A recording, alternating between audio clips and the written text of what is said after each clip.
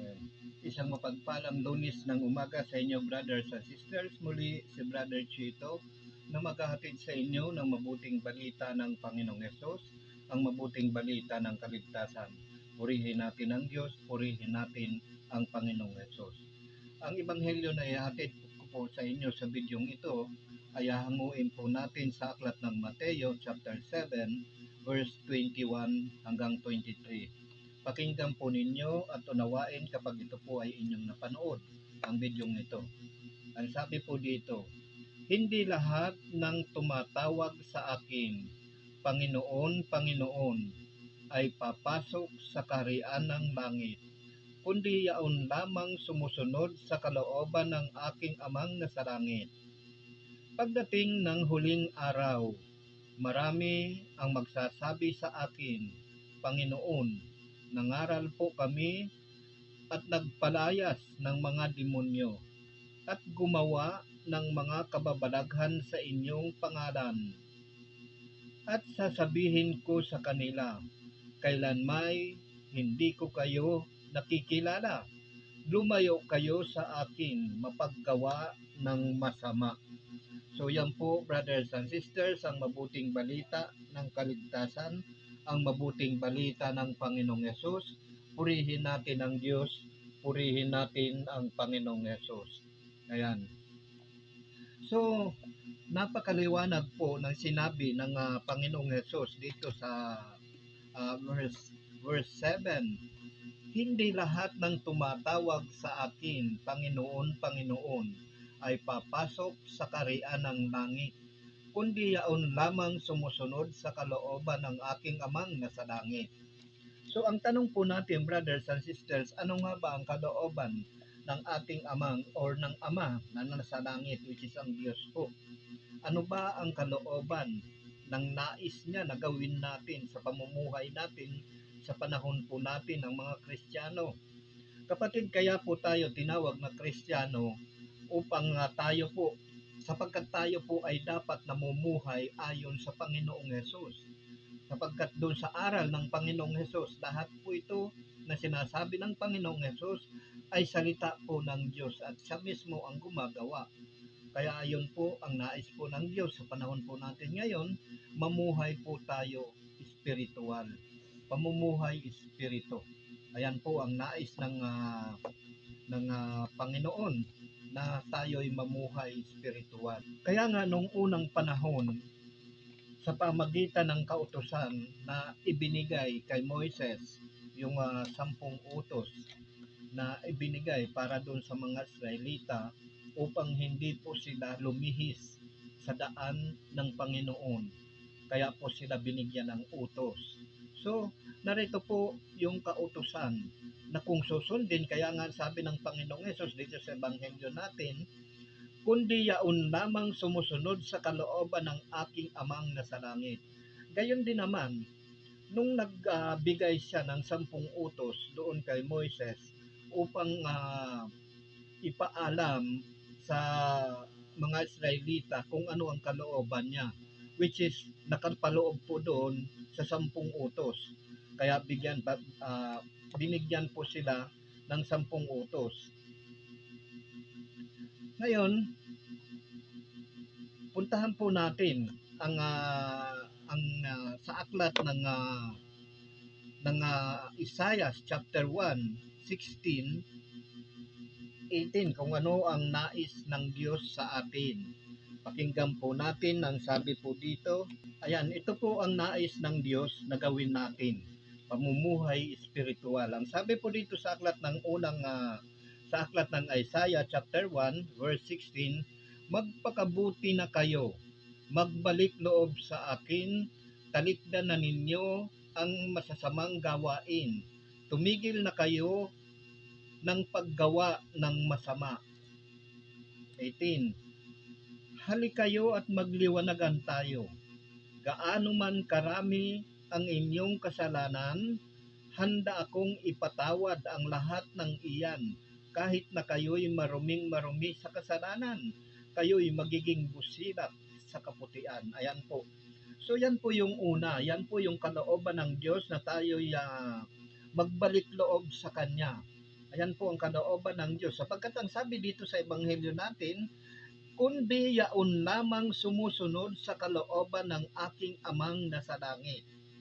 Well, ano nga ba ang kalooban ng Ama?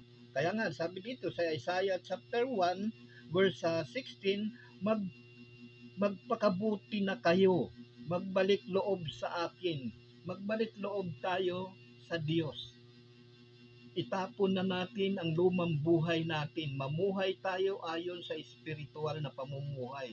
Yan po ang nais ng Diyos. Kung nagnanais po tayo na magkamit ng buhay na walang hanggan, mamuhay po tayo ayon sa espiritual. Sapagkat kung hindi po tayo mamumuhay ayon sa espiritual, sayang po ang buhay natin, sapagkat hindi po tayo magkakamit ng buhay na walang hanggan na ipinangako sa atin sa mga lahat ng nananalig at sumusunod sa Diyos. Hindi po tayo magkakamit noon. Kaya ang unang-unang hakbang natin, ito po ang kalooban ng Diyos. Magbalik loob kayo, sabi ng ganoon ng Panginoong Diyos Ama. Magbalik loob kayo sa akin. Talikdan na ninyo ang masasamang gawain. Tumigil na kayo sa paggawa ng masama. At kahit na gaano karami ang ating kasalanan, ang sabi nga dito sa 18, halik kayo at magliwanagan tayo gaano man karami ang inyong kasalanan, handa akong ipatawad ang lahat ng iyan, kahit na kayo'y maruming-marumi sa kasalanan. Handang ipatawad ng Diyos. Kapag pinatawad po tayo ng Diyos, ibig sabihin wala na po yung kasalanan natin. Kapag pinatawad tayo ng Diyos, dapat mamuhay na tayo ayon sa Espiritu. Ayan po yung dapat nating harapin sa buhay natin ngayon sa pamagitan ng Panginoong Hesus. Wala pong nagtuturo nito eh. Hindi ko po narinig ito mula nung ako'y nagbata pa, umaatin na ako sa mga pagtitipon. Wala pong nagtuturo na dapat tayong mamuhay espiritual. Lalong-lalo na ngayon sa panahon natin. Malapit na pong magbalik ang Panginoon. Malapit nang maghari ang Diyos. Ano pang hinihintay natin? Maghihintay pa ba tayo na mapahamak tayo? Or ngayon na tayo dapat magbalik sa Panginoon? Sapagkat yung mga Israelita noon ay binigyan din ng kautusan ng Diyos. Yung mga Levita. Ang sabi po dito sa aklat ng Levitico, chapter 26, verse 1 hanggang 13, pakinggan po natin, brothers and sisters, upang tayo po ay makapamuhay. Ito po, mga literal na bagay ito, sapagkat hindi pa tayo noon namumuhay ayon sa Espiritu. Sapagkat ang kautusan po noon ay batas po, literal po yun na ipinatutupad na batas po ng Diyos or mga tuntunin. Yun po, mga literal po yun. Lahat ng bagay na yun, ginadaan po sa mga literal. Which is yan po yung dapat nating naging gabay hanggang nung dumating ang Panginoong Hesus. Kaso nga po, sumuway yung mga Israelita. Nawala na po sa alignment, nawala na po sa daan ng Panginoon. Kaya narito yung ibinigay ng Panginoon na tuntunin sa kanila kung sila'y magiging masunurin. Sapagkat dito nga sa Ebanghelyo natin, ang sabi ng Panginoon, hindi yaon lamang, kundi yaon lamang sumusunod sa kalooban ng aking amang nasa langit. Well, yung mga Israelita noon ay binigyan din. Ito din po, ipinahayag din po sa kanila yung kalooban ng Diyos, kung ano yung nais niya. Pakinggan po natin dito sa aklat ng Levitico, chapter 26, verse 1 hanggang 13. Huwag kayong gagawa ng mga diyos-diyosan o magtatayo ng mga inukit na larawan. Haliging sagrado o mga batong hinugisan upang sambahin. Ako si Yahweh. Igalang ninyo ang mga araw ng pamamahinga at ang aking santuaryo. Ako si Yahweh. Ayan po ang nais ng Diyos noon. na huwag silang gumawa ng Diyos-Diyosan o magtayo ng mga inukit na larawan o haliging sagrado o mga batong hinugisan upang sambahin. Yan po ang kalooban ng Ama, ng Diyos Ama noong panahon ng mga Israelita, ngunit sinuway po nila ito. Marami po ang sumuway. Yun na nga lang po, nung nagpagawa sila kay Aaron ng guyang ginto, yung rebulto na guyang ginto, which is yun daw po ang lumabas sa kanila sa Ehipto. So doon pa lamang sa ilang lumabag na po, sumuway na po yung ating mga ninuno, yung mga naunang tao, yung mga Israelita. Tuloy natin. Kung susundin ninyo ang aking mga tuntunin at tutuparin ang mga utos ko, uulan sa kapanahunan at mamumunga ng sagana ang mga punong kahoy. Ano pat nakaraan na ang pitasan ng prutas at taniman na uli ay gumigiik pa kayo. Sasagana kayo sa pagkain at mamumuhay ng panatag. Ayan po, kung susundin nila yung mga utos ng Panginoon at mga tuntunin, mamumuhay sila ng panatag. Which is yan po, mga literal na bagay po yan. Kung susundin natin yung utos ng Diyos, mamumuhay sila ng panatag. Ayan po yung isinabi doon sa mga Israelita. Tuloy, maghahari ang kapayapaan sa buong lupain at walang gagambala sa inyo. Palalayasin ko ang mababangis na hayop at wala nang dirigma sa inyo. Matatakot sa inyo ang inyong mga kaaway at malulupig ninyo sila sa labanan. Ayan po, kasi literal po na nakipaglaban sila noon, yung mga Israelita. Doon sa mga bayan na sasakupin nila. Yung mga bayan na iyon na papalayasin ng Diyos. 6 na bayan po iyon. Yung mga Hebuseo, Hebeo, mga Kananyo. Ayan po, 6 na bayan po iyan na pinalayas ng Panginoon ng Diyos Ama doon sa Kanaan, doon sa lupang pangako ng mga Israelita. Ayan. So ayan po, pakinggan, sundan lamang po ninyo. Maghahari ang kapayapaan sa buong lupain at walang gagambala sa inyo. Palalayasin ko ang mababangis na hayop at wala nang dirigma sa inyo. Matatakot sa inyo ang inyong mga kaaway at malulupig ninyo sila sa labanan. Sapagkat sapat na ang 5 sa inyo upang talunin ang 100 kaaway at ang 100 para sa 10,000 kaaway. Madali ninyo silang malulupig. Pagpapalain ko kayo. Kayo'y uunlad at darami. Hindi ko sisirain ang aking tipan sa inyo. Sa dami ng inyong anihin, nag-aani na kayo uli, ay laon pa rin ang kinakain ninyo. Maninirahan akong kasama ninyo at hindi ko kayo pababayaan. Ayan, hindi ko kayo pababayaan. Yan po ang nais ng Diyos. Talagang hindi tayo pababayaan. Kung susundin po natin ang kanyang mga utos, ang kanyang tuntunin. Ayan po. Ako ang inyong kasama. Ako'y inyong kasama. Saan man kayo magpunta. Ako ang magiging Diyos ninyo at kayo naman ang magiging bayan ko. Ako si Yahweh, ang naglabas sa inyo sa Ehipto. Pinalaya ko na kayo, kaya't wala na kayong dapat ikahiya sa inyong kapwa bansa. Ayan po, brothers and sisters, yan po yung inutos ng Panginoon sa mga Israelita nung panahon ng mga Israelita. Ayan po, kung susundin nila ang kalooban ng Diyos, ang tuntunin at yung mga utos, pasasaganahin ng Diyos ang kanilang bukirin at pagpapalain niya at magiging kasama siya lagi saan man sila magpunta. Sa panahon po natin ngayon, spiritual, ganun din po.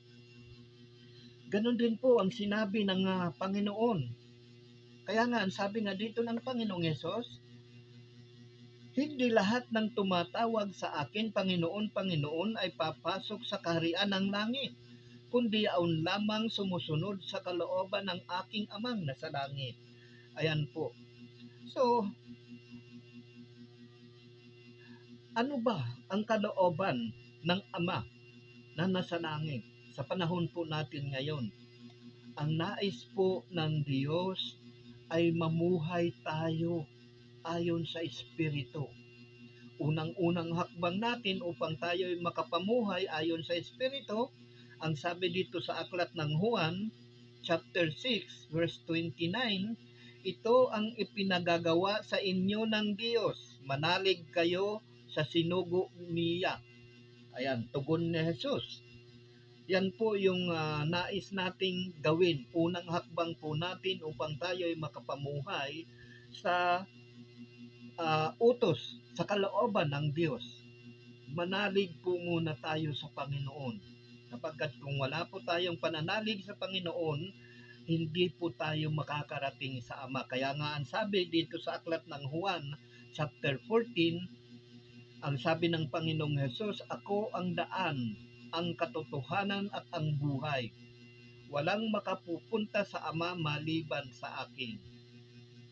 Ayan po, kaya sa pamagitan niyan, kaya tinuturo ng Ama, inuutos ng Ama na dapat nating sundin, manalig tayo sa Panginoong Hesus na kanyang sinugo. Dahil sa pananalig natin sa Panginoong Hesus, ang sabi dito sa aklat ng Juan chapter 3, verse 3 hanggang 7, pakinggan po natin ang sabi po dito. Ang sabi, kaya dapat tayong mamuhay espiritual sa pamumuhay natin ngayon, sa panahon natin. Ang sabi dito sa aklat ng Juan chapter 3, verse 3 hanggang 7, ang sabi dito ng Panginoong Yesus, sumagot si Jesus, sinasabi ko sa inyo, maliban ipanganak na muli ang isang tao, hindi siya paghaharian ng Diyos. Paano pong ipanganganak na muli ang isang tao kung matanda na siya? Makapapasok pa ba siya sa tiyan ng kanyang ina para ipanganak uli? Tanong ni Nicodemo. Sinagot, sinasabi ko sa inyo, ani Jesus, maliban ang tao'y ipanganak sa tubig at sa espiritu, hindi siya paghaharian ng Diyos. Maliban na ang tao'y ipanganak sa tubig at sa espiritu, hindi po tayo paghaharian ng Diyos. Ayan po, hindi po tayo paghaharian ng Diyos. Kaya nga tingnan nyo, kung mapapansin nyo, brothers and sisters, sa panahon natin ngayon, marami ang hindi nakakaunawa ng salita ng Diyos. Marami ang hindi nakakaintindi ng salita ng Diyos. Almost lahat. Sapagkat wala po sa atin ang Espiritu ng Diyos. Ayaw po natin mamuhay ayon sa Espiritu. Ang nais po natin, ang nais ng sanlibutan ay mamuhay ayon sa laman, which is yan po ang kalaban ng Diyos. Kaya hindi po tayo paghaharian ng Diyos, maliban na tayo'y ipanganak sa Espiritu at sa tubig, which is yung tubig, tapos na yon. Nung nagbautismo si Juan Bautista, ang lahat ng tao ay nabautismuhan po noon. Ngayon, ang sabi ni Juan Bautista sa aklat ng Mateo chapter 3, iisang bautismo na dapat nating tanggapin, which is ang spiritual na bautismo. At ang magbabautismo noon, ang Panginoong Hesus. Ang Panginoong Hesus ang magbabautismo noon. Pakinggan natin dito sa, baka naman sabihin ninyo, haka-haka ko lang. Pakinggan po natin dito sa aklat ng Mateo, chapter 3. Ayan. Ang sabi ni Juan Bautista,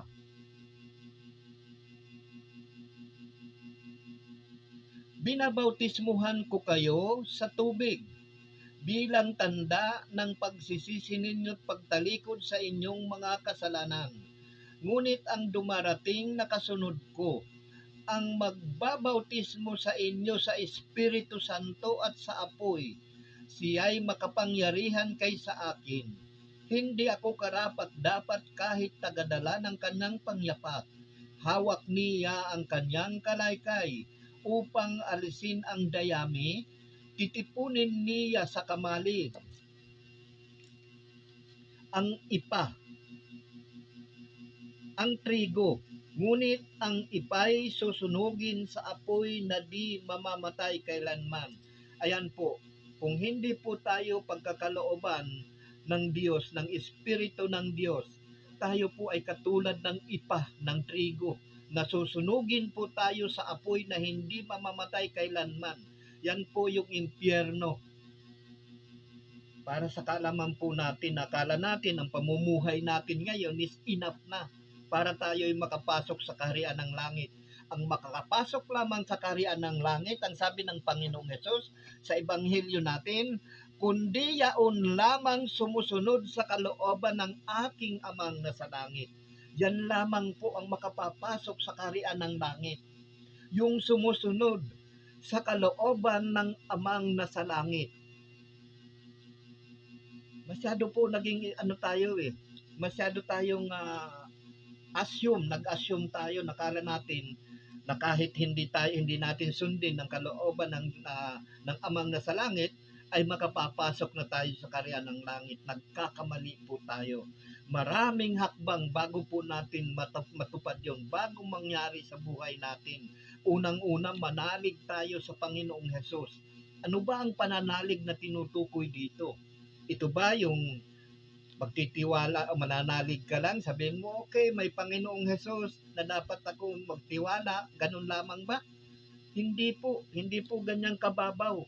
Kailangan ang pananalig, tayo po ay nagtitiwala sa mga bagay na hindi po natin nakikita. Hindi yung mga bagay na nakikita natin.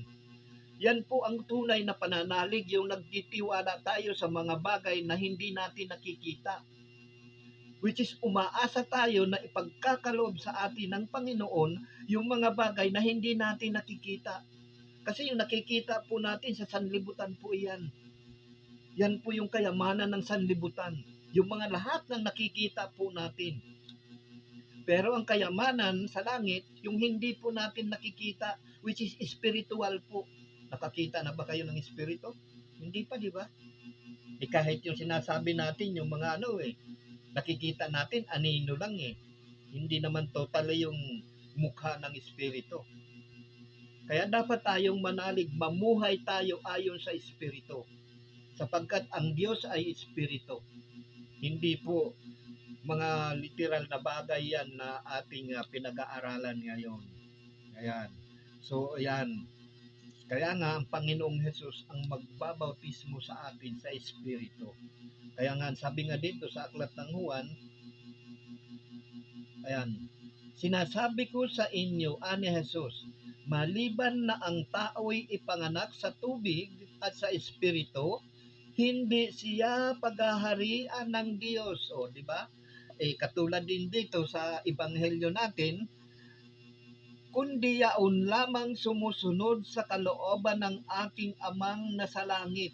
Yun lamang yung makapapasok sa kaharian ng langit. Ngayon, dito naman, ang sabi ng Panginoong Hesus sa aklat ng Juan chapter 3:5, ang sabi niya dito, sinasabi ko sa inyo, ani Hesus, maliban na ang tao'y ipanganak sa tubig at sa Espiritu, hindi siya paghaharian ng Diyos. Kita nyo? Di ba? Maliban na tayo'y mamuhay ayon sa Espiritu, hindi po tayo paghaharian ng Diyos. Sapagkat ang ipagkakaloob ng Diyos sa atin na Espiritu, yun po yung magtuturo sa atin ng lahat ng bagay upang tayo'y sumunod sa kalooban ng Diyos nang hindi po tayo mailigaw katulad ng mga Israelita na ating mga ninuno. Kasi wala pang Espiritu noon, hindi pa ipinagkakaloob noon. Sa panahon ni Moises, panahon ng mga Israelita, hindi pa ipinagkakaloob ang Espiritu noon. Kaya marami ang naligaw. Pero sa panahon po natin ngayon, sa panahon ng Kristiyano, dapat ang pamumuhay po natin espiritual. Maliban po na tayo'y mamuhay ayon sa Espiritu, hindi po tayo mapaghaharian ng Diyos. Ayan po, malinaw po, hindi pa po yan katang-isip. Ayan po ang sinasabi dito.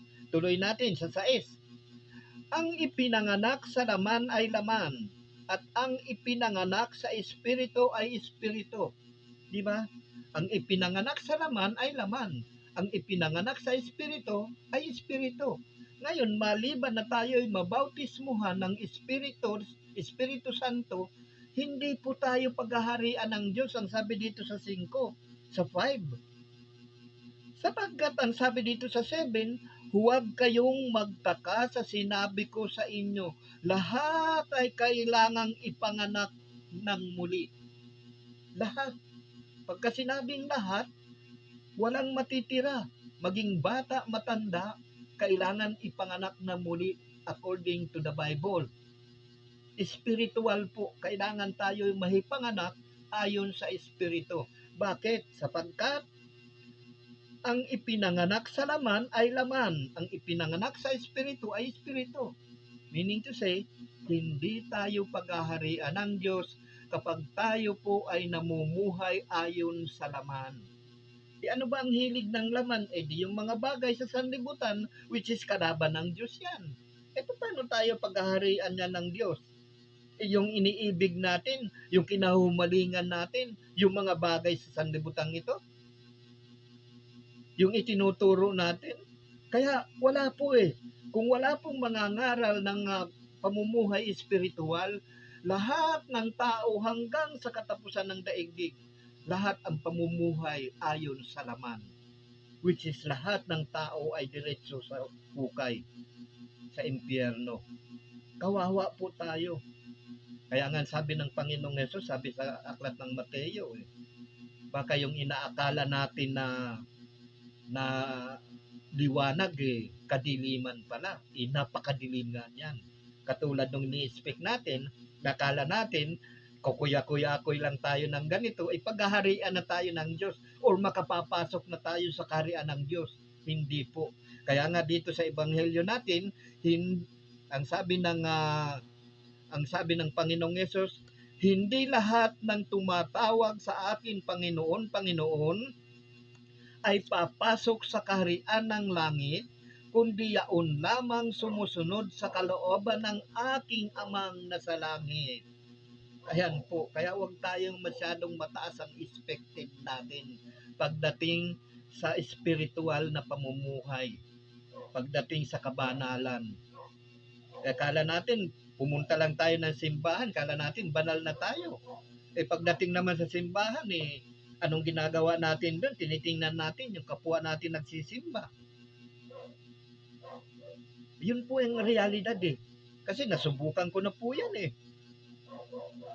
Hindi naman po lahat. Meron talagang nagsisimba, nagpupunta doon na talagang nais makinig ng salita ng Diyos.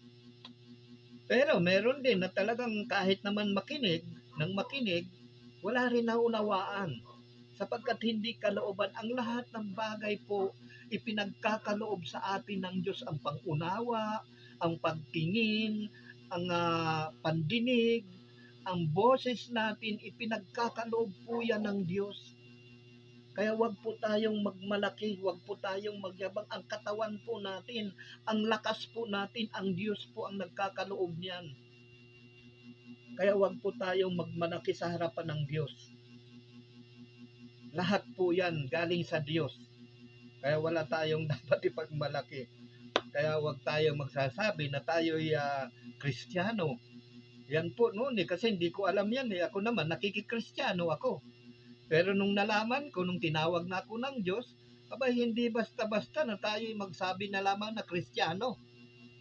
Actually, sa paningin ko, walang nakakaalam kung ano nga ba ang tunay na Kristiyano. Ano nga ba ang ginagawa ng tunay na Kristiyano o yung pagiging Kristiyano. Hindi po natin alam yan. Maliban na mapakinggan natin ng aral according to pagkakaroon o pagiging Kristiyano, hindi po natin pakikinggan yan. Hindi po natin na magagawa yan. Pero ako, alam ko. Dahil pinagkatiwala sa atin ng Diyos.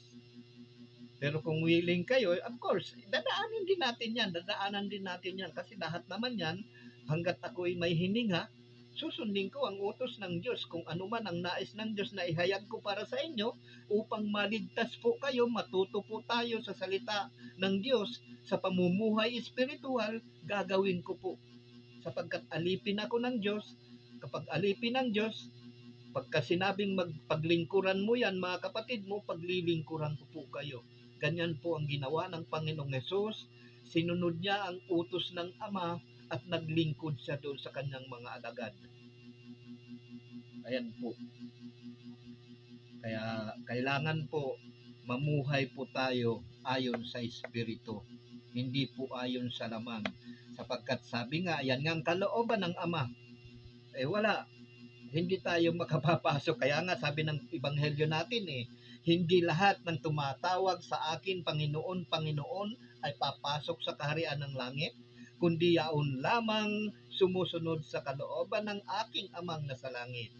Ayan. Kaya para sa mga syumero at syumera, panahon na upang magpakatotoo pa tayo, upang maging totoo po tayo. Sapagkat yan po ang nais ng Diyos, na tayo'y mamuhay ayon sa Espiritu. Pakinggan natin dito sa aklat ng Roma chapter 8 verse 1 hanggang 11. Ang sabi dito ni Apostol San Pablo, pakinggan po natin. Kaya nga hindi nahahatulang maparusahan ang mga nakipag-isa kay Kristo Jesus. Ayan, pakinggan po ninyo, unawain po ninyo. Hindi nahahatulang maparusahan ang nakipag-isa kay Kristo Jesus. Di ba? Kaya nga sabi nga dito sa tinunghayan natin sa aklat ng Juan 6:29, di ba? Ito ang ipinagagawa sa inyo ng Diyos, manalig kayo sa sinugo ko. Ani Jesus, which is ang Panginoong Jesus. Yun ang sinugo ng Ama. Ayan ang nais ng Diyos, manalig tayo sa sinugo niya, sa Panginoong Jesus. Sapagkat kung hindi po tayo mananalig sa Panginoong Jesus, hindi po tayo pagkakalooban ng Espiritu na siyang magtuturo sa atin ng lahat ng bagay na espiritual, hindi po ng bagay na sa sanlibutan. Yan po ang magtuturo sa atin. Pakinggan po natin dito sa aklat ng Juan chapter 14 verse 26 na ang sabi dito, ayan, kasi sabihin ninyo huna-huna ko lang.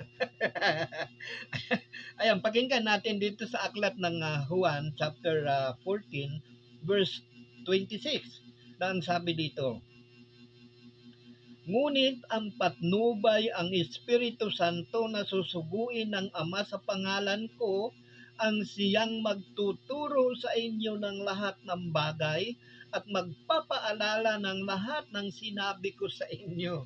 Hallelujah. Ayan po. So hindi po tayo makapamumuhay ayon sa Espiritu kung hindi po tayo mababautismuhan according to the Bible dito sa aklat ng Juan chapter 3 hanggang 7. Kung hindi po tayo mababautismuhan or ipanganganak ng muli, ipanganganak sa tubig at saka sa Espiritu, hindi po tayo paghaharian ng Diyos. Nais ko sanang kausapin kayo ng talagang pangungusap espiritual, kaya lang hindi pa ninyo kaya, kapatid, unawain Kaya kailangan ko pa rin mangusap ng parang may kasama na yung pananalita dito sa lupa upang madali po kayong makapunik. Ayan po. Kasi panganganak po tayo muli, ibig sabihin, magbibihis po tayo ng katawan natin, magpapalit. Nakita ninyo yung ahas, di ba? Nagpapalit siya ng balat. Di ba? Tayo naman, hindi po panglabas. Ang papalitan natin, kung hindi, nasa loob po natin. Yung maruruming isip natin dahil sa pagsunod natin sa pita ng laman, itatapon po natin yan, wawalisin po natin yan sa loob ng ating katawan, sa loob ng ating puso, sa loob ng ating isip. Aalisin po natin lahat yan upang tayo'y makapamuhay ayon sa Espiritu. Yan po yan. Magbibihis po tayo ng pagkatao natin. Napakasarap po sana makipag-usap sa inyo, brothers and sisters, ng pangungusap espiritual. Kaya lang siyempre, layunin natin na mahikunik sa inyo yung dapat maunawaan po ninyo yung mga bagay espiritual. Kaya minsan gumagamit po ako ng pananalita na mga material dito sa sanlibutan ito. Pero ipinapaliwanag naman sa bandang huli. Ayan. So ayan po, hindi po tayo paghaharian. Kaya nga sabi nga dito sa aklat ng Juan 14:26, ngunit ang patnubay ang Espiritu Santo na susuguin ng Ama sa pangalan ko, ang siyang magtuturo sa inyo ng lahat ng bagay at magpapaalala sa inyo. Kasi ito po yung magiging kasama natin. Ito po yung ipagkakaloob sa atin kapag tayo po ay ipinanganak ng muli sa Espiritu at sa tubig. Tayo po ay tapananahanan na ng Espiritu. Magiging kasama po natin ito habang buhay. Hindi po tayo nito iiwan. Pakinggan po natin dito sa aklat ng Juan, chapter 14, verse 17. Ang sabi dito, ito'y ang espiritu ng katotohanan na hindi matanggap. Delete muna sa 15. Ang sabi dito ng Panginoong Hesus, kung iniibig ninyo ako, tutuparin ninyo ang aking mga utos. Dadalangin ako sa Ama at kayo'y bibigyan niya ng isa pang patnubay na magiging kasama ninyo magpakailanman. Patnubay po.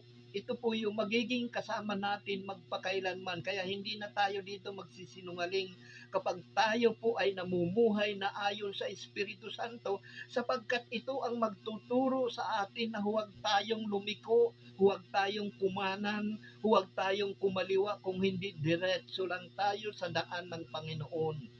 Yan po yung magtuturo sa atin, ang Espiritu po.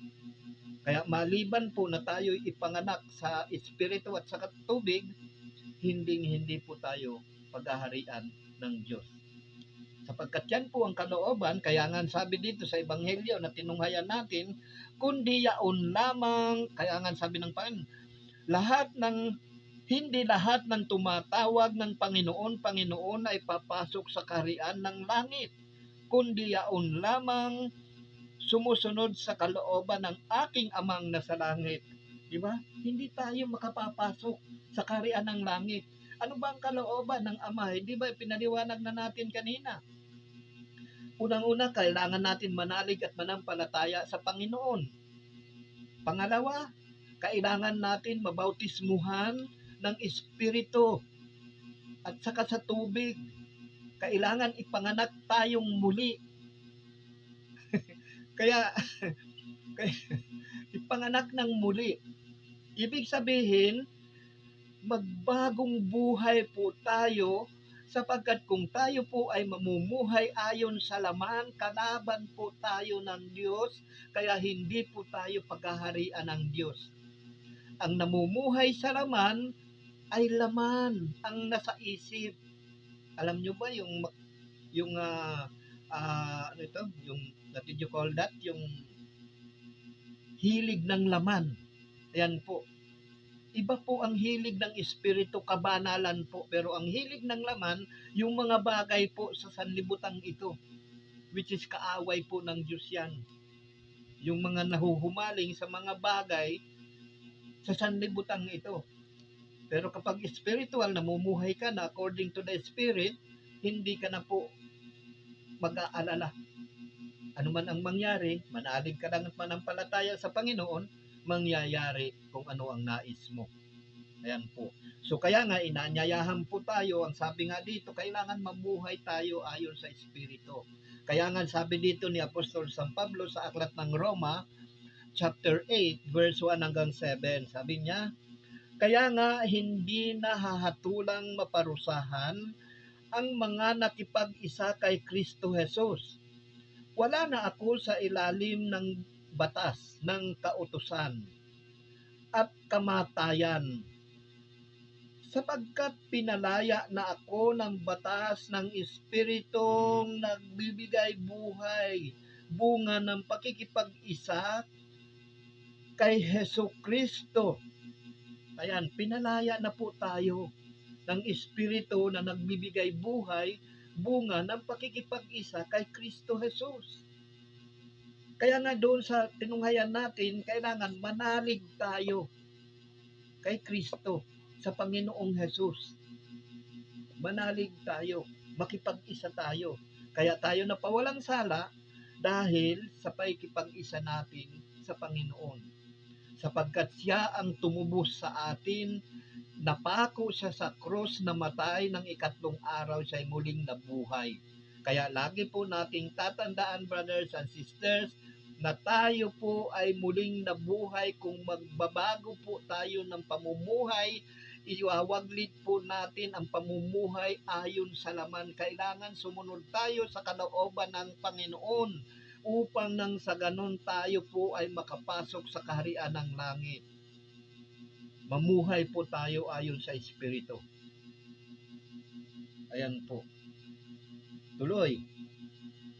Ayan, ginawa ng Diyos ang hindi nagawa ng kasulatan na kautusan dahil sa likas na kahinaan ng tao. Ayan no, dahil sa likas na kahinaan ng tao, hindi nagawa ng kautusan ni Moises yung mga bagay na iyon. Kaya di ba yung doon sa kapahingahan, yung sabi ng Diyos, yung ipangilin ninyo ang isang araw. Yun po yun sa mga Israelita sa utos ng Diyos. Pero nagtalaga muli ang Diyos Ama ng isang araw pa, which is ang Panginoong Jesus na ito, na siyang kapahingahan. Kaya nga sabi dito sa aklat ng Mateo, ang sabi ng Panginoong Jesus, lumapit kayo sa aking kayong lahat na napapagal at nabibigatan ng inyong pasanin at kayo'y papagpapahingahin ko. Pasanin ninyo ang aking pamatok at mag-aral kayo sa akin sapagkat ako'y maamo at mababa ang loob at papagpapahingahin ko kayo. Di ba? Ayan po ang kapahingahan na tinutukoy dyan, espiritual, ang Panginoong Hesus. Na kung tayo ay makikipag-isa sa Panginoong Hesus, tayo po ay may kapahingahan. Tingnan nyo na nangyari sa akin, di ba? Nakapahinga ako doon sa umaabot na hanggang leeg, yung mga problema, mga suliranin na iniisip ko. Pero nung lumapit ako sa Diyos at ibinigay ako sa Panginoong Hesus, ngayon wala na po yan.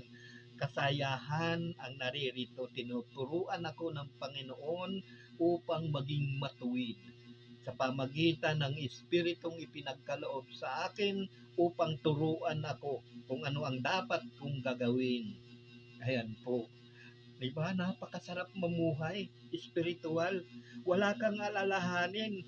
Kung patuloy kang mamumuhay sa laman, ang dami mong alalahanin. Kapag wala ka ng bigas, wala na akong bigas, ano kayang gagawin ko? Kaya di ba?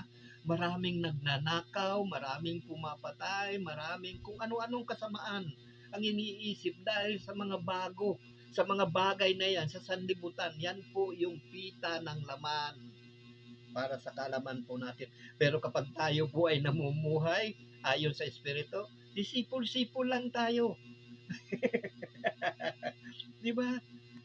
Ayan po yan mga kapatid. So ituloy natin ang sabi dito. Ginawa ng Diyos ang hindi nagawa ng kautusan dahil sa likas na kahinaan ng tao. Sinugo niya ang kanyang sariling anak sa anyo ng taong makasalanan upang maging handog para sa kasalanan, at sa anyong iyo'y hinatulan niya ang kasalanan. Kaya wala na tayo dapat kasalanan dahil pinalayas na yung pinuno ng kasalanan. Pinalayas na po yan nung bago pa dumating yung pagdakip sa Panginoong Hesus nung gabing iyon, pinalayas, itinaboy na yung pinuno ng kasalanan na iyon, itinaboy na noon. Kaya nawala na po yan. Nahulog na po yun. Kaya dapat mamuhay na po tayo ayon sa Espiritu. Yung mga itinuturo ng iba na mga bagay-bagay pa rin sa sanlibutan ito, huwag ninyong pakikinggan yan, kapatid. Kaya tayo nagtatrabaho ngayon upang malaman po ninyo, brothers and sisters, nang hindi po kayo maligaw. Sayang po yung buhay kung babaliwalain natin, kung makikisama tayo doon sa pagkahulog doon. Sabi ni Satanas, makisama ka naman sa akin, tumagay ka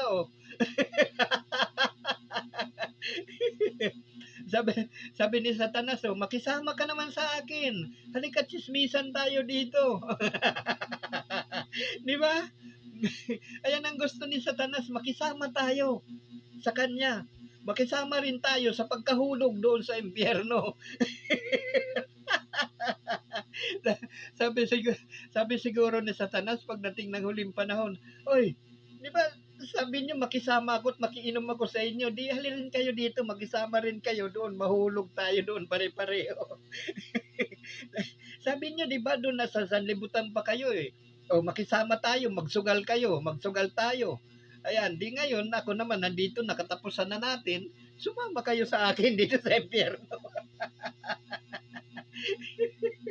Ayan, napatawa ko lamang po kayo, brothers and sisters, pero totoo po yan.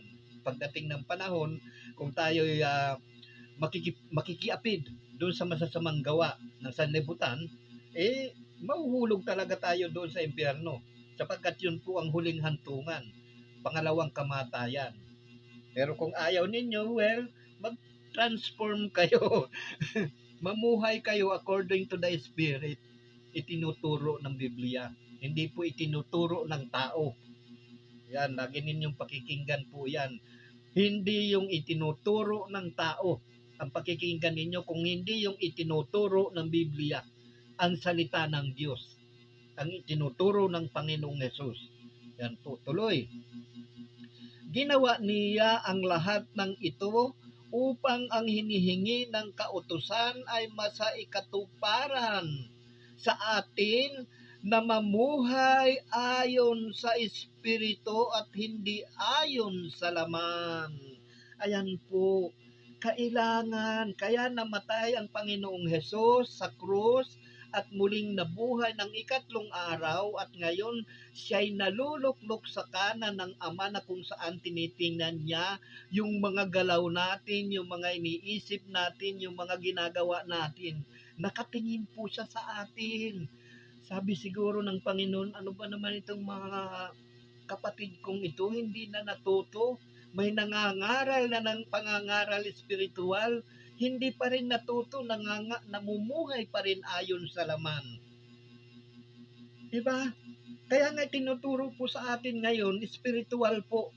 Kaya pag meron po kayong naririnig na nangangaral ng mga bagay-bagay sa sanlibutan ito, kung kinakailangan, magtambling na kayo, papalayo doon sa taong yun, kaysa mapahamak pa po kayo.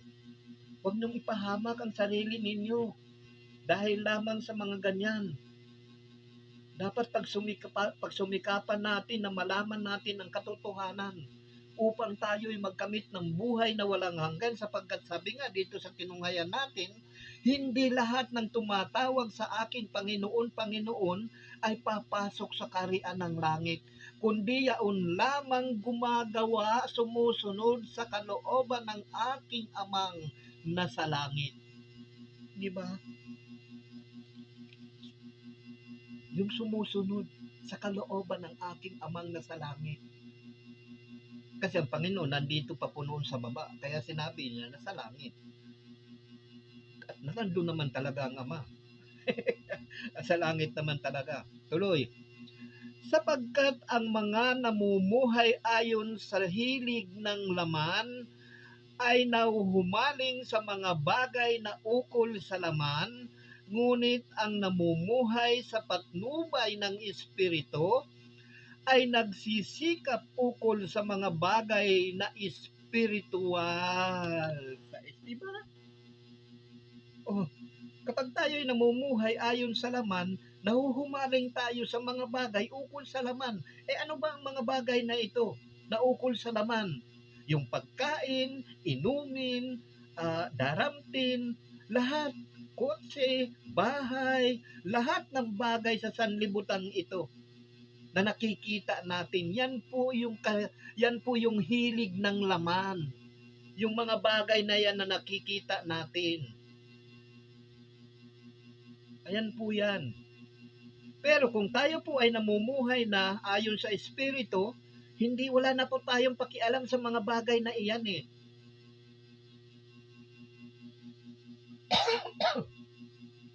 Wala na po tayong pakialam dyan sa mga bagay na iyan na makasanlibutan.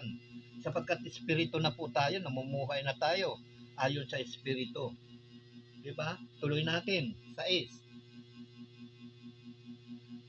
Ang pagkahumaling sa mga bagay ukol sa laman ay magbubulid sa kamatayan. Hallelujah. Diba? Ang pagkahumaling sa mga bagay ukol sa laman ay magbubulid sa atin sa kamatayan. Diba? Iihaw tayo doon sa impyerno. Diba? Ibubulid tayo nito sa kamatayan eh. Yung mga bagay na yan sa sanlibutan ito, bubulid tayo sa kamatayan. Tuloy. Ang pagkahumaling sa mga bagay ukol sa laman ay magbubulid sa kamatayan. Ngunit ang pagsisikap sa mga bagay ukol sa Espiritu ay magbubunga ng buhay at kapayapaan. Buhay at kapayapaan sa mga taong nahuhumaling sa mga bagay na espiritual. Buhay at kapayapaan, kapatid. Pero kapag ikaw ay nahuhumaling sa mga bagay ukol sa laman, magbubulid sa kamatayan. Diba? Ang napakalaking diferensya noon. Kamatayan, papunta sa buhay na walang hanggan. Diba? Napakalinaw. Ang sarap pakinggan, brothers and sisters. Tuloy. Sapagkat kalaban ng Diyos ang sinumang nahuhumaling sa mga bagay ukol sa laman. Hindi siya sumusunod sa kautusan ng Diyos at hindi niya kayang sumunod. Ayan no. Sapagkat kalaban ng Diyos ang nahuhumaling sa mga bagay ukol sa laman. Kalaban ng Diyos. Sapagkat ang sabi nga, kapag kaibigan natin ang sanlibutan, kinaibigan natin ang sanlibutan, kalaban natin ang Diyos. Kinakalaban natin ang Diyos. So, paano tayo ngayon mapaghari? Paano tayo makapapasok sa kaharian ng langit? Kung kinakalaban natin ang Diyos, kung nahuhumaling tayo sa mga bagay ukol sa laman. Kaya nga pamumuhay spiritual, brothers and sisters. Ayan po yung dapat natin ngayon pinagtutuunan ng pansin. Tuloy. At ang mga nabubuhay ayon sa laman ay hindi maaring kalugdan ng Diyos. Hallelujah. Hindi maaring kalugdan ng Diyos yung mga namumuhay ayon sa laman, kapatid. Kaya unawain po ninyo. Tuloy. Ngunit hindi, ang sabi nga dito ni Apostol San Pablo,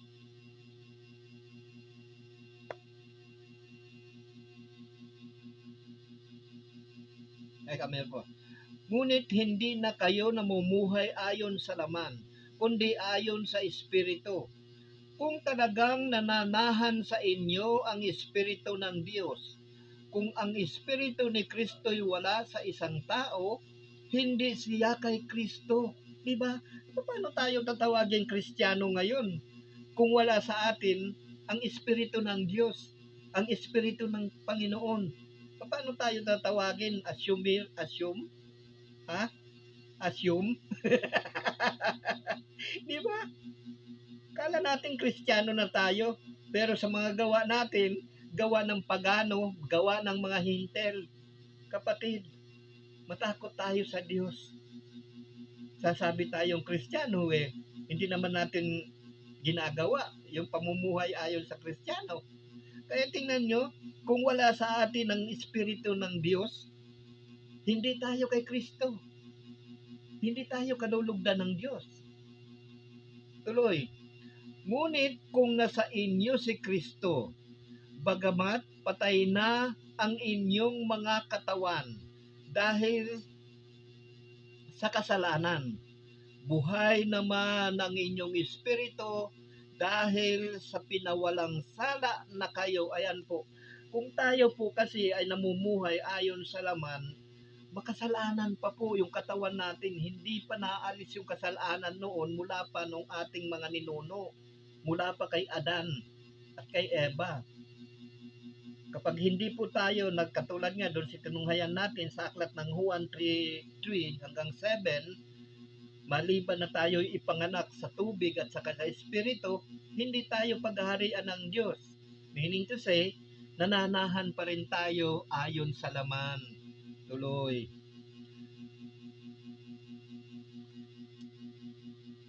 Ayan. Kung nananahan sa inyo ang Espiritu ng Diyos, na siyang muling bumuhay kay Hesukristo, ang Diyos ding iyan ang magbibigay ng buhay sa inyong mga katawang mamamatay sa pamamagitan ng kanyang Espiritong nananahan sa inyo. Ayan po.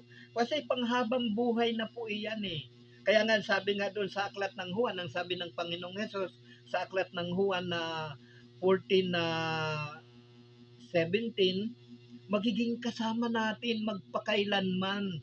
Ito'y ang espiritu ng katotohanan na hindi matanggap ng sanlibutan, sapagkat hindi siya nakikita ni nakikilala ng sanlibutan, ngunit nakikilala ninyo siya sapagkat siya ay mananahan sa inyo at magiging kasama natin siya. Diba? Ayan po yan.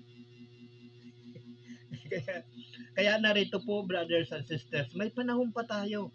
Narito po ang paalala ni Apostol San Pablo. So dito pa rin, dito sa aklat pa rin ng Roma, chapter 8, verse 12 hanggang 17. Pakinggan po ninyo, unawain po ninyo, brothers and sisters, which is ito rin naman po talaga ang nararapat na gawin natin.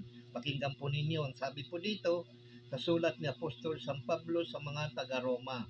Sabi niya dito, mga kapatid, hindi na tayo alipin ng likas na hilig ng laman. Kaya hindi na tayo dapat mamuhay ayon sa laman. Sapagkat mamamatay kayo kung namumuhay kayo ayon sa laman. Kung namumuhay kayo sa laman. Ngunit kung pinapatay ninyo sa pamamagitan ng Espiritu Santo ang mga gawa ng laman, mabubuhay kayo. Ang lahat ng pinapatnubayan ng Espiritu ng Diyos ay mga anak ng Diyos. Sapagkat hindi kayo tinawag, hindi kayo tumanggap ng Espiritu ng pagkaalipin upang muling matakot. Ang tinanggap ninyo ay Espiritu ng pagiging anak, at ito ang nagbibigay sa atin ng karapatang tumawag ng Ama, Ama ko. Ang Espiritu nga ang nagpapatutuo kasama ng ating Espiritu na tayo'y mga anak ng Diyos. At yamang mga anak tayo ng Diyos, yamang mga anak tayo, mga tagapagmana ng Diyos at kasamang tagapagmana ni Kristo. Sapagkat kung tayo'y nakipag-isa sa Kanya, tayo'y dadakilain ding kasama niya. Hallelujah. So yun po, brothers and sisters, ang kabuuhan ng mabuting balita ng Panginoong Yesus, ang mabuting balita ng kaligtasan. Purihin natin ang Diyos, purihin natin ang Panginoong Yesus. So yan na mo po mga kapatid, kaya in-advise ko po sa atin, kayo po mga nagsusubscribe sa YouTube channel at sa Facebook naman, yung mga nagpa-follow, yan po ang pagsikapan po natin na tayo po ay makapamuhay ayon sa Espiritu. Kung meron po kayong mga katanungan ayon sa pamumuhay espiritual, huwag po kayong mahihiyang mag-message sa akin. At yan po ay ipaliliwanag natin at ituturo ko po sa inyo. Sapagkat yan po ang gawain na tinanggap ko sa Panginoon na iniuutos sa akin. Na dapat malaman po ng lahat ng mga tupa na nawawala ng sambahayan ng Israel, na dapat lahat ay makapakinig ng katotohanan. Yan po yan. Ang katotohanan po ay ang pamumuhay natin espiritual sa buhay na ito, sa panahon natin ngayon. Ayan po, brothers and sisters. So yan lamang po, saan man kayo naroroon sa apat na sulok ng daigdig na ito, kayo man po ay mga OFW or mga naninirahan na po dyan sa ibang bansa, huwag po nating kakalimutan na lagi po nating kasama ang Diyos kung tayo po ay may pananalig sa Kanya at nagtitiwala po tayo sa Kanya. So samot dalangin ko, sumainyo ang pagpapala ng Diyos Ama, Diyos Anak at ng Espiritu Santo. Sumainyo ang kapayapaan ng Panginoong Hesus. Hanggang sa muli, brothers and sisters, kung luluobin ng Panginoon na ako'y muling makapaghatid sa inyo ng mabuting balita ng Panginoong Hesus. God bless you all. Thank you, Lord. Thank you, Jesus.